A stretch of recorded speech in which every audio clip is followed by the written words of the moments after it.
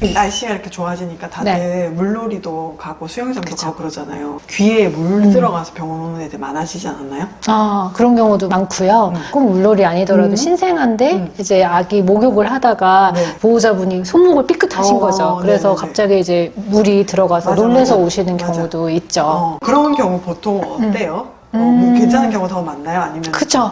대부분은 문제가 없습니다. 근데 이제 귀도 다 확인하고 진료도 다 봤는데도 걱정을 그렇게 많이 하시더라고요. 그런 분들한테는 저는 꼭 보라고 하는 영상이 있는데요. 네. 유튜브 찾아보시면은 이제 외국 같은 경우에는 수영장이 딸려 있어요, 집에. 살벌하게 가르치네요. 근데 보통 2, 3개월 되는 이제 거의 신생아들을 그걸 물속에 막 던지더라고요. 더 자랐다면서 막 얘네 굉장히 자연스럽게 한다면서. 근데 정말 신기하게 또 물에 떠, 맞아, 걔네들이. 맞아. 네. 네. 그래서 그렇게 해도 귀에 문제가 생기는 경우는 드물다. 네, 그래서 네. 뭐 잠깐 샤워하다가 물 들어간 거 가지고는 크게 문제가 되는 경우는 없습니다. 귀에 이렇게 물이 들어가면 이게 구멍이 어디로 흘러 들어가는지 모르시니까 혹시나 이게 뭔가 다른 쪽으로 갈까봐. 머리 쪽으로 이제 영향을 미칠까봐 이렇게 물어보시는 분도 실제로 계세요. 근데 사실 이게 그렇진 않잖아요. 그렇죠. 네네.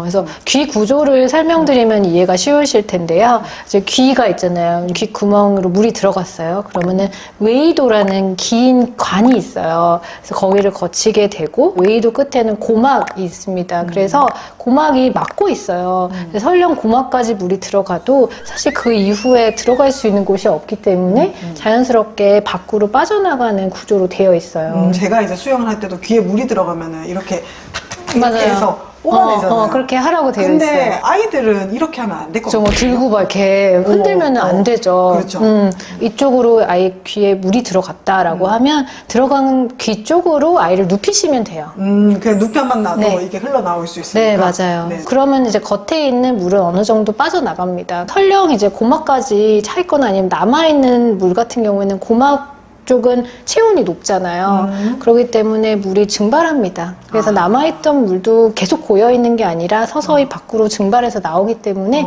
너무 걱정은 안 하셔도 됩니다. 부모님들이 면봉으로 그걸 많이 파시더라고요. 근데 면봉을 절대 사용하시면 안 됩니다. 특히 어린아이들 같은 경우에는요. 그래서 면봉은 사실 굉장히 딱딱하잖아요. 네네네. 그래서 아이들 웨이도에 알게 모르게 상처가 많이 나서 그쪽 부분에 염증이 생겨서 웨이도염으로 진료실에 오는 경우가 굉장히 많아요. 그래서 물이 보인다고 할지언정 그걸 면봉으로 파는 거는 안 하셨으면 좋겠어요. 저는 어떻게 했냐면 이게 면봉은 조금 위험할 것 같잖아요. 그래서 그 애들 쓰는 가제 손수건 있잖아요. 맞아요. 그런 거는 되게 자극도 좀 덜하고 하니까 그거를 얇게 이렇게 좀 말아가지고 이제 겉에서부터 해서 맞아요. 약간 이렇게 그러면 살짝 들어가고 조금 스며들어 맞아요. 나오잖아요. 그렇게 맞아요. 했는데 그거는 좋은 팁을 알려주셨어요. 귀에 물이 들어가서 진료실에 와서 약 처방을 받는 대부분의 이유는 웨이도염 때문인데요.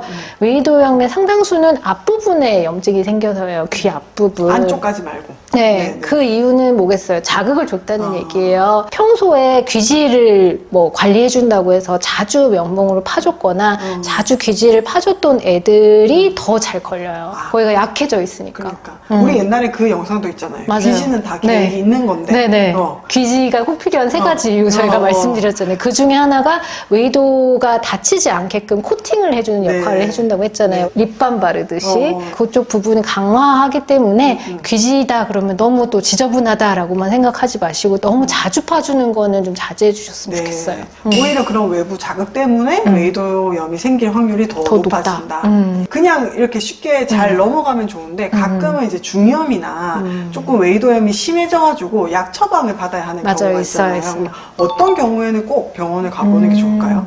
만약에 뭐 아까 말씀드린 그런 조치를 취해줬는데 그 이후에도 귀 쪽에 한쪽에서 뭐 고름이 계속 나온다든지 악취를 풍긴다든지 뭐 열이 나온다든지 수유량이 떨어지고 뭐 보채는 게 심하고 이런 전신 증상이 있다고 하면은 꼭 소아청소년과를 방문해서 진료를 받으시는 게 좋습니다. 수영장이나 뭐 이런 목욕물 같이 그냥 일반적인 깨끗한 물이면은 괜찮은데 그게 아닌 그 액체나 그렇지 흙탕물이나 뭐 아니면 오염된 물. 저 같은 경우는 어떤 일이 있었냐면 애가 유아식을 먹는데 국을 주잖아요.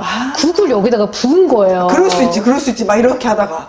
근데 이제 이렇게 뒤집어 쓴 게 아니라 자기가 이렇게 부은 거예요. 그래서 정말 여기가 흥건하게 다 들어가가지고 그런 경우는 이제 일반적인 경우가 아니잖아요. 이때는 확인을 하러 병원에 오셔야겠죠. 네. 귀 물이 들어가서 걱정하셨던 분들에게 굉장히 도움되는 말씀을 해주셨던 것 같아요. 네. 오늘도 좋은 말씀 감사했습니다. 다음에 또 봐요. 안녕.